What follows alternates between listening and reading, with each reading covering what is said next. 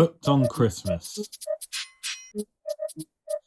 Wintertime was exceptionally busy for Donald and Douglas. From the first snowfall until the spring thaw, they remained back to back. Snowplows were firmly fastened to their fronts. Back and forth they went, clearing the main and branch lines. "Is that ye back there, doggy?" chuckled Donald. "I can't recall what you look like." "I thought you'd been turned into a works coach," smirked Douglas. The other engines were grateful, and praised the twins whenever they went rushing by. There was another engine who played an equally important role come winter. If you were to pass by the sidings, you'd find Harvey hard at work. He and the workmen tended to icy rails and frozen points, and Harvey was most helpful at re-raining trucks and coaches. "There you go, fellas," he said. "Solid rails beneath your wheels again." The trucks smiled thankfully. James, who was waiting to add them to his slow goods, was less grateful. "Come on, you horrible things," he huffed. "I'm late enough as it is." "You're welcome," called Harvey incredulously, though he was drowned in the commotion. One morning, the works coach derailed on frozen points. Harvey was putting it to rights when Trevor chuffed in, a loaded cart trailing behind him. "Good day, Harvey. Is weather keeping you busy?" "Busy enough," Harvey chuckled. "You're looking jolly, Trevor. What have you got in there?" "Decorations for the station. It'll be a lovely party. All these lights and ornaments, and a beautiful tree to... Where is the tree?" "We'll off to fetch it now." Donald and Douglas puffed in, full of pride. "The Fat Controller says we're to bring it from the other railway. Not bad for a couple of... What was it James called us, Donald?" "Glorified snowplows, I believe," smirked Donald. Laughing heartily, the twins coupled to the works coach and set off to clear the line. Trevor smiled, but Harvey didn't. "Not even a thank you," he sighed. "Ah, there you are. Thank you." The Fat Controller came strolling over. Harvey perked up, but the comment wasn't directed at him. "Well done, Trevor," smiled the Fat Controller. "These decorations will make the station look splendid." He turned to Harvey. "I have received reports of fallen trees on the line near the forest. Please take workmen to clear it at once." "Aye, sir," sighed Harvey. "Tell you what," smiled Trevor. "I don't have any other jobs today. I'll come help you." Harvey smiled. A spot of company would be nice. Donald and Douglas had a good run up the line, but by the time they reached the last station, heavy snow fell from the grey sky. "I didn't like the looks of that," said Donald. "Let's get back quick as we can." Meanwhile, Harvey and Trevor made their way towards the forest. Other engines sped past with long trains. Harvey felt glum. "It'd be nice to feel more useful," he said. "I've not helped with passengers or parcels at all this season." "Those trains wouldn't be going anywhere if the trucks and coaches were derailed, or if their lines were blocked by trees," smiled Trevor. "You're more useful than you know, Harvey." "Aye," agreed Harvey. "I suppose you have a point. Right, let's get to work." The snow fell harder as Harvey and Trevor removed the fallen trees and branches from the line. It was hard work, but their boilers were warm and they wouldn't let up.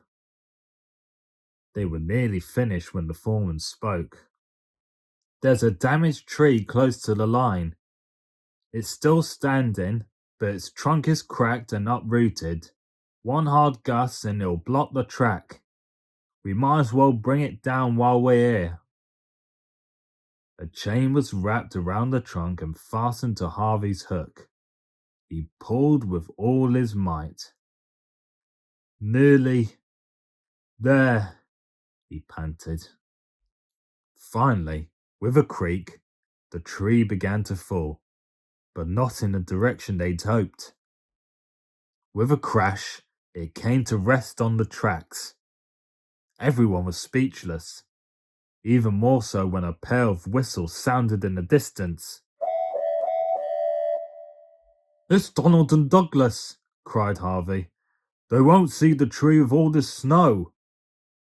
"Get the cranes attached to that tree," cried the foreman. "No time for that. I'll do it," huffed Harvey.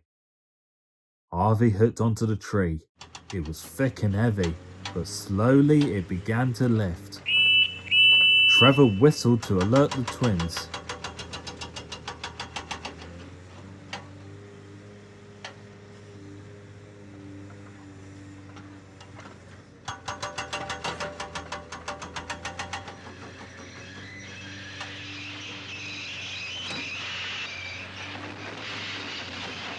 And with great effort, Harvey swung the tree out of the way.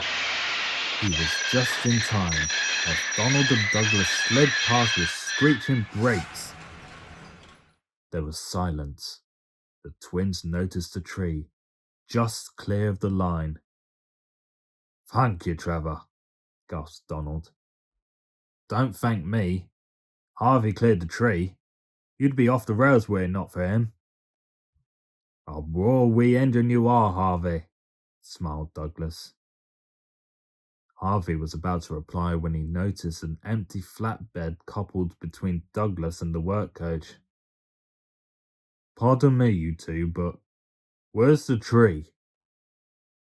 "Trapped on the wrong side of a blocked tunnel," grunted Donald. "Seems the other railway decided to send us their bad weather instead.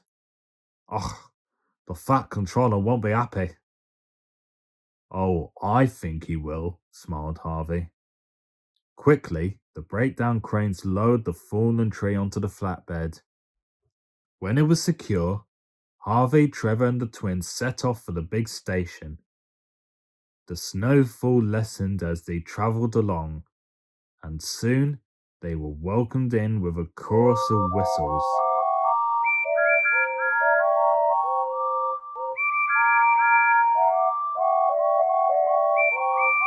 "Hooray for the twins!" cried the engines. "They need thank us. We only got a tree thanks to Harvey." "I say you all have plenty to thank Harvey for," added Trevor pointedly. "He's been invaluable in keeping your trains running to time." The other engines were silent. They realized they had been taking Harvey for granted. "An excellent observation, Trevor." The fat controller stood on the platform. "Harvey, you are a credit to our railway. You played a vital role in our yard this Christmas." "Thank you, sir," blushed Harvey. "I didn't think anyone had noticed." The fat controller chuckled. "I always know what's going on in my yard, including when other engines aren't grateful." He shot a look at James, who sheepishly glanced at his buffers. "As a reward for all your hard work," he continued, "I have one final job for you." Quickly, the workmen stood the tree on the platform. Trevor's decorations were strung amongst the branches, and its lights twinkled in the winter night. At last, it came time for Harvey's job, hoisting the star to the top of the tree. "I told you the party would be lovely," smiled Trevor, "and it's all thanks to you." Merry Christmas, Harvey. Harvey felt happier than ever before. While the other Rangers were thankful for his help, he was thankful to have a good friend in Trevor.